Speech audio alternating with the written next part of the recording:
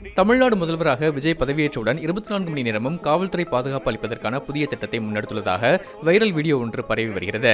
தாவேக தலைவர் விஜய் தமிழக முதல்வராக பொறுப்பேற்றவுடன் 24 மணி நேரமும் பாதுகாப்பு அளிப்பதற்கான புதிய ரோந்து திட்டத்தை அறிமுகப்படுத்தியுள்ளதாக சமூக வலைதளங்களில் பகிரப்பட்டு வருகிறது. தாவேக தொண்டர்கள் பலரும் இந்த வீடியோவை பகிர்ந்து வருகின்றனர். 5 லட்சத்திற்கும் அதிகமான பார்வைகளுடன் வைரலாக பரவி வரும் இந்த வீடியோ உண்மையானதல்ல. விஜய் முதல்வராக பதவியேற்றவுடன் இந்த புதிய பாதுகாப்பு திட்டம் அறிமுகப்படுத்தப்படவில்லை.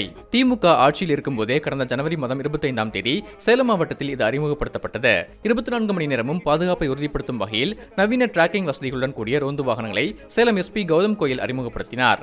அவசர உதவிக்காக அழைப்பு வந்தால் 5 நிமிடத்தில் அந்த இடத்திற்கு காவல்துறை உடனடியாக செல்ல வேண்டும் என்ற நோக்கத்தில் இந்த திட்டம் தொடங்கப்பட்டது.